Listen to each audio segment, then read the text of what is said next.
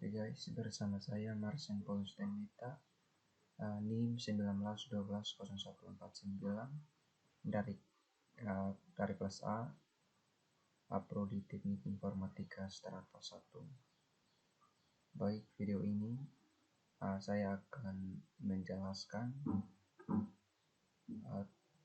cara pembuatan prototipe sesuai dengan soal UTS yang sudah diberikan oleh dosen pengampu, yaitu Ibu Erna. Oke, ini soal UTS-nya berdasarkan studi kasus atau judul project Anda masing-masing kerjakan. Yang pertama itu analisis calon pengguna dan pihak terkait yang menggunakan aplikasi. Kemudian yang kedua perancangan struktur menu. Oke, di sini saya sudah kerjakannya. Di sini studi kasus yang saya ambil yaitu sistem informasi pelayanan Desa Padahal berbasis website. Oke. Nah, yang pertama analisis calon pengguna. Di sini analisis calon pengguna di sini berdasarkan tabel. Nah, di sini ada umur, jenis kelamin yaitu laki-laki dan perempuan, kemudian jumlah. Nah, di sini ini adalah tabel penduduk Desa Padahal menurut jenis kelamin dan kelompok umur di tahun 2021. Ini tabelnya. Nah, sesuai isi tabel di atas ini, berdasarkan tabel di atas didapatkan bahwa penduduk perempuan Desa Padahal yang berusia produktif antara 20 sampai 34 tahun. Berarti yang 20 sampai 34 tahun berjumlah 2.038.648 jiwa. Jumlah dari usia 20 sampai 34 tahun itu berjumlah 2.038.648 jiwa. Untuk pemilihan platformnya, platform menjadi sistem dasar atau wadah untuk perancangan atau suatu mekanisme pekerjaan tertentu. Pemilihan platform pada suatu sistem pasti berbeda-beda, karena ada yang berbasis web, ada yang seluler, dan banyak lagi. Namun, untuk sistem informasi pelayanan di Desa Padahal hanya memerlukan perangkat lunak dengan didukung oleh perangkat kerasnya. Oke, kemudian poin yang ketiga itu perancangan struktur menu.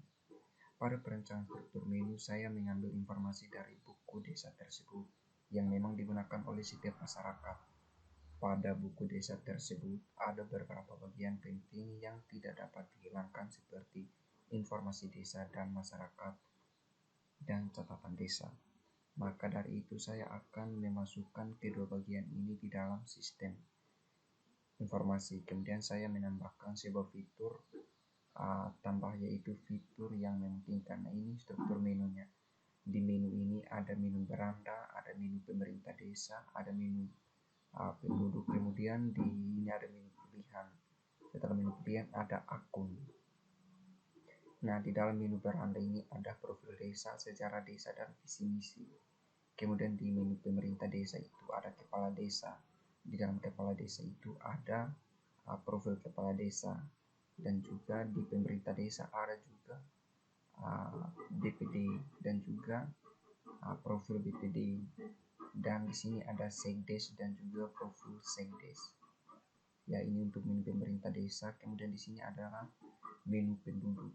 Di dalam menu penduduk ini ada data penduduk, kemudian rincian dari data penduduk tersebut. Kemudian di menu pilihan ada info pelayanan, info keuangan, info bantuan.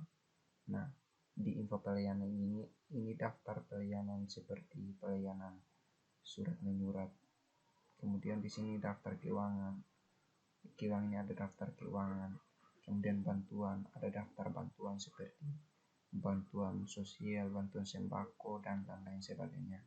Kemudian menu yang terakhir yaitu menu akun. Nah, tujuan menu akun ini untuk pengguna login sesuai dengan akun yang sudah didaftarkan, sehingga pada sistem ini terbaca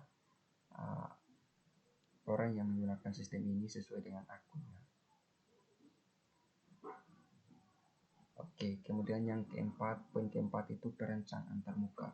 Pada tahapan perencanaan antarmuka, saya menggunakan aplikasi CorelDRAW X7 untuk merancang antarmukanya yang telah dibuat adalah sebagai berikut. Nah, ini adalah gambar tampilan menu beranda.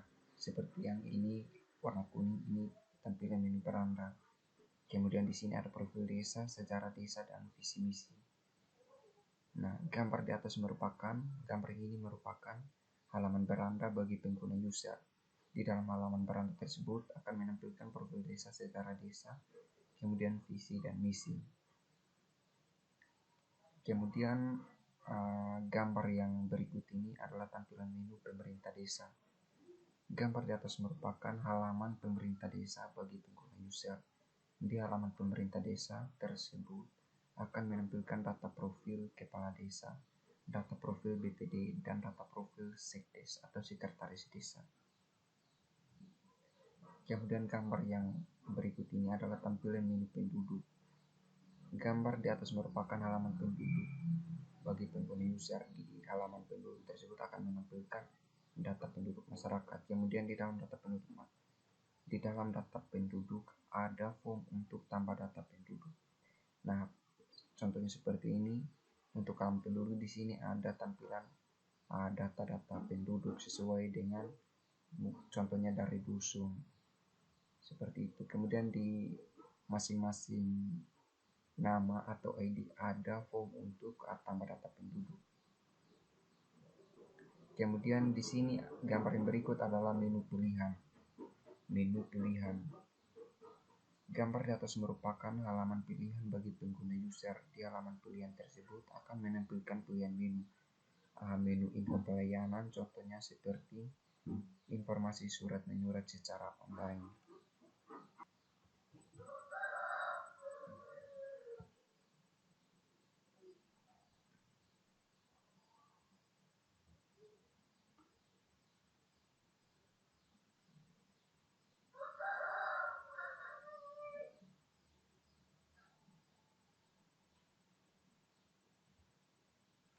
Surat secara online.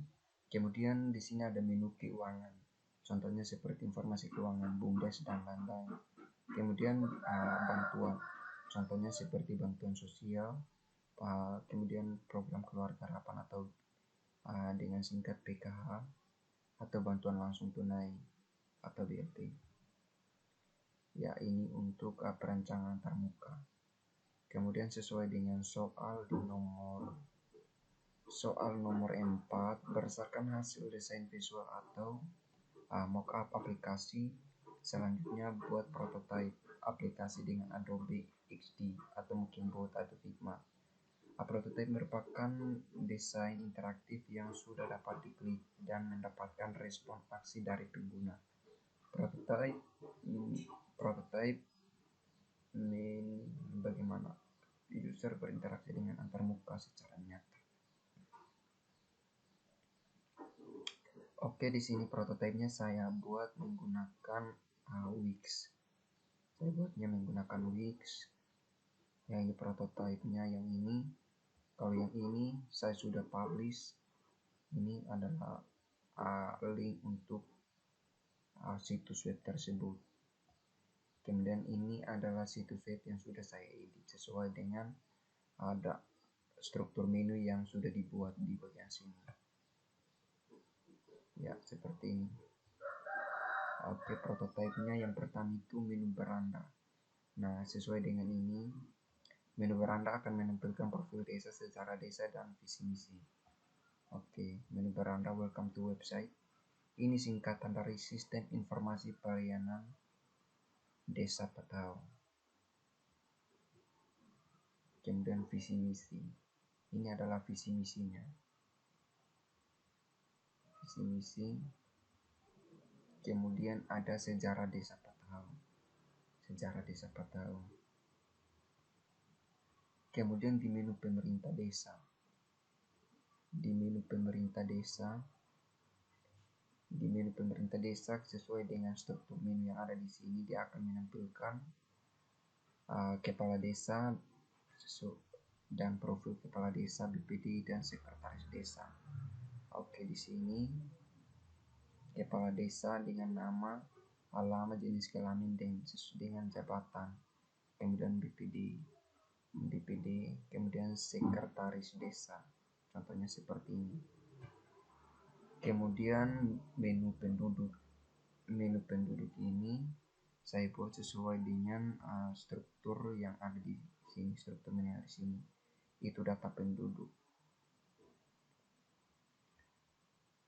Nah, data penduduk di sini ada pertumbuhan penduduk di Desa Patau. Pertumbuhan ini adalah pertumbuhan grafik pertumbuhan. Setelah itu di sini ada pertunjukan kain tenun bagi penduduk Desa Patau. Pertunjukan kain tenun guna meningkatkan mutu dan produksi pengrajinan tenun di Desa Patau, meningkatkan mutu tenun Kabupaten Kupang dengan harapan memiliki daya saing dengan kota-kota lain. Sebab Desa Patau punya kelayakan untuk bisa memiliki panggung dalam hal lain kain tenun, khususnya di Desa Patau, Kabupaten Kupang, Kecamatan Amabile Timur. Setelah itu di sini ada bantuan air bersih di Desa Patau. Contoh seperti gambar di sini.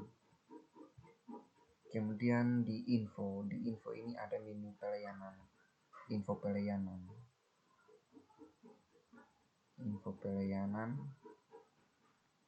Nah, di info pelayanan ini contohnya seperti surat menyurat secara online. Kemudian info keuangan.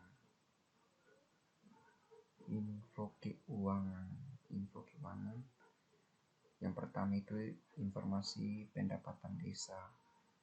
Yang pertama, kemudian informasi keuangan, contohnya belanja desa, pembiayaan desa, dan lain-lain sebagainya. Ya, seperti itu. Kemudian yang terakhir itu kontak. Jika di dalam website ini pengguna mengalami kesulitan, bisa langsung saja kontak. Contohnya di sini melalui email atau telepon atau WA.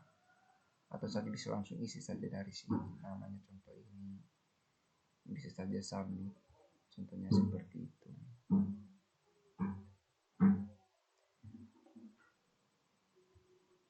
Ya, ini adalah penjelasan saya